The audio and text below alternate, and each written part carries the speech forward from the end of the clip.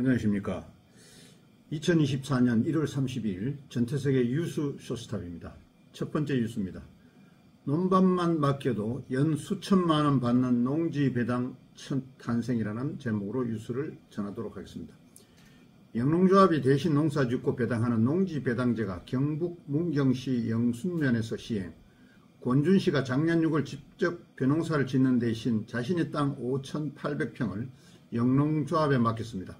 1년 뒤 최소 평당 3,000원의 기본 배당금을 받고 수익이 나면 추가로 이익 배당금을 받는 조건이었습니다. 권 씨는 지난달 27일 조합에서 기본 배당금으로 1,740만 원을 받았습니다.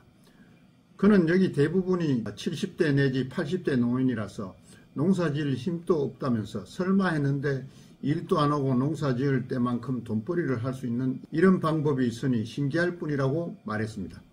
권 씨는 계약이 끝나는 6개월 뒤 한 번 더 배당금이 나오기를 기대하며 수익이 나지 않으면 배당금은 없다고 합니다. 권 씨가 참여한 문경 연순지구 주주형 공동영농사업은 작년 6월 시작했습니다. 벼농사를 했던 권 씨의 땅 5,800평에 콩을 심었습니다. 콩을 수확한 뒤 기본 배당금을 지급했고 그 땅에 양파와 감자 농사를 지어 이익 배당금을 줄 예정이랍니다. 이모작으로 농지 활용도를 높인 것이며 현재 권 씨를 포함해 이웃 80농가가 참여하고 있답니다. 다음 뉴스입니다. 36년 만에 복수, 조규성, 조현우가 해냈다. 한국 사우디 꺾고 8강행, 축구 이야기입니다. 한국 대표팀이 31일 열린 아시아 축구연맹 아시안컵 16강에서 사우디아라비아에 1대1로 정규 시간 동안 비기고 승부차기에서 4대2로 이겼습니다. 후반 추가시킨 조규성이 동점골을 넣고 골키퍼 조현우가 승부차기에서 2개의 선방을 해내며 승리를 거뒀습니다. 아시아컵에서 사우디를 꺾은 건 36년 만의 일입니다. 한국은 1988년 카타르 대회 결승전에서 사우디에 연장까지 득점 없이 비긴 뒤 승부차기에서 3대4로 패하며 우승컵을 내줬습니다.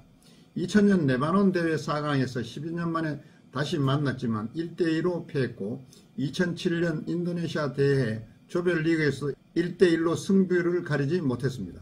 이번 승리는 아쉬운 점도 있습니다. 선수들 동선이 제대로 정리되지 않는 모습이었고 최전방에서 압박을 하는데도 중원 선수들은 이를 따라오지 못하는 모습이었습니다. 불안한 수비 라인도 그대로였고 3백이라는 과감한 변화를 줬음에도 흔한 오픈사이드 트랩 하나 없었습니다. 한국은 3일 0시 30분 호주와 8강에서 맞붙습니다. 한국은 호주를 2015년 아시안컵 결승에서 만나 1대2로 패배한 적이 있습니다. 다음 뉴스입니다. 공천은 당이 하는 것, 주도권 한동훈이 쥐고 있다라는 제목으로 뉴스를 전하겠습니다. 한동훈 비상대책위원장은 30일 한 위원장이 김경률 비대위원과 윤희숙 전 의원 등 특정 후보만 소개해 당내 경쟁 후보들이 반발하고 있다는 지적에 대해 모두를 만족시킬 수는 없다며 이기기 위한 공천과 선거를 치르는 과정에서 그런 의견도 충분히 감수하며 가겠다고 했습니다. 여권에서는 한 위원장이 앞으로도 계속 공천의 주도권을 쥐고 자기 목소리를 내겠다는 뜻을 밝힌 것이라는 말이 나왔고 당내 공천 신청자 심사 과정에서 평가조로도 참여한 것으로 알려지고 있습니다. 한 위원장은 전날 대통령과 오찬으로 갈등이 해소됐느냐는 질문에서 대통령과 저희 관계가 중요한 게 아니고 대통령과 제가 힘을 합쳐서 국민과 나라를 위해 뭘 할 수 있는지 뭘 할지가 중요하다며 그것이 결국 민생이고 그것에 집중하겠다고 했습니다. 이어 그래서 어제 민생에 관한 이야기를 2시간 반 정도 길게 했던 것이라며 민생을 이야기하기에는 2시간 37분은 짧고 2박 3일도 짧다고 했습니다. 갈등을 촉발한 김건희 여사나 김경률 비대위원 관련 정치 현안에 대한 의견은 해소되지 않았지만 민생이라는 대의의 당정이 일치했다는 뜻으로 해석됩니다. 다음 뉴스입니다.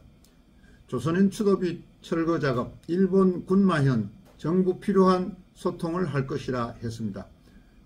일본 군마현 당국이 일제강점기 조선인 노동자 추도비 철거에 착수한 것에 대해 정부는 앞으로도 일본 측과 필요한 소통을 해나갈 예정이라고 밝혔습니다.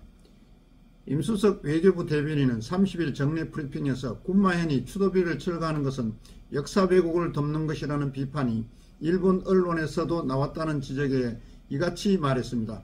앞서 군마현 당국은 전날부터 일본 시민단체의 반대에도 불구하고 나가사키시 현립공원인 군마의 숲에 있는 조선인 노동자 추도비 철거 작업에 들어갔습니다. 추도비는 일본 시민단체가 한반도와 일본 간 역사를 이해하고 상호 우호를 증진하기에 2004년 4월에 세웠습니다. 비석에는 기억 반성 그리고 우호라는 문구가 한국어, 일본어, 영어로 앞면에 적혀있고 조선인에게 큰 손해와 고통을 준 역사의 사실을 깊이 반성, 다시는 잘못을 반복하지 않겠다는 결의를 표명한다는 문구가 뒷면에 새겨져 있습니다. 다음 뉴스입니다.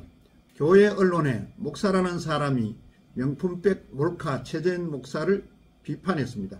한국 교회 언론에는 30일 김건희 여사의 명품백 수수 사건을 폭로한 최재현 목사에 대해 목사라는 사람이 공산주의에서 주장하는 것을 선봉하고 또 불법을 통해 나라를 혼란하게 만드는 것은 매우 잘못된 것이라며 응당한 책임을 져야 한다고 비판했습니다.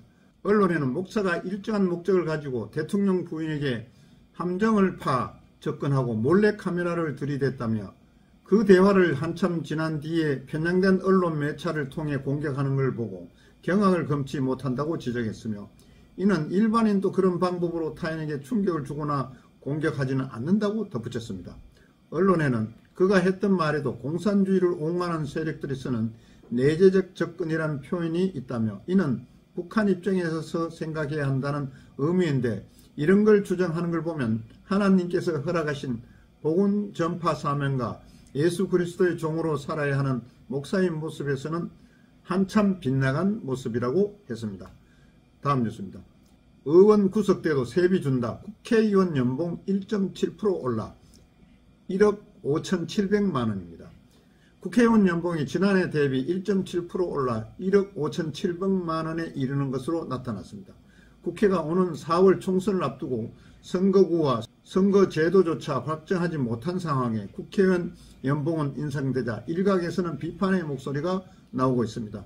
국회 사무처가 최근 공고한 2024년 국회의원 수당 등 지급기준 등을 보면 의원들은 올해 공무원급여 인상률이 적용된 급여를 받습니다. 올해 의원 연봉은 전년보다 1.7% 인상된 약 1억 5,700만원으로 확정됐고 지난해보다 3천만원 정도 늘어난 셈입니다. 국회의원 급여는 기본급이라 할 수 있는 수당과 입법활동비, 특별활동비, 명절휴가비 등 상여금 등으로 구성됩니다. 국회의장과 부의장, 각 상임위원장에게는 직급 보조비가 추가된 것입니다. 그러나 사법적 문제로 구속된 국회의원에게도 특별활동비를 제외한 수당, 명절휴가비 등 급여가 동일하게 지급되는 점은 문제라는 지적이 나왔습니다.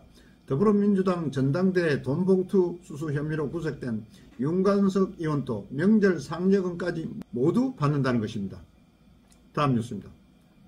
북의 개성공단 무단가동 피해 4천억, 정부 손배소 방침이라는 제목으로 뉴스를 전하겠습니다. 북한이 무단가동 중인 개성공단에 대해 재산권 피해액을 4천억 원대로 산정해 손해배상 청구 소송에 정부가 나설 방침인 것으로 알려졌습니다. 김정은 북한 국무위원장을 피고로 소송에 나서는 등 적극적인 대응 조치를 하겠다는 겁니다. 김 위원장은 최근 이 공단을 포함해 남북 경협의 완전한 단계를 선언한 바가 있습니다. 북한은 여전히 30여 곳에 달하는 남측 기업 공장을 무단 가동 중인 것으로 전해졌습니다.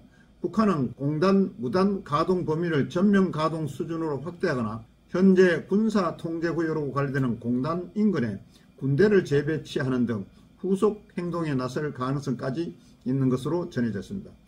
30일 정부 소식통에 따르면 법률 검토 결과 북한의 공단 무단 가동 행위에 대해 손배소를 제기할 수 있다고 정부가 판단했다고 합니다.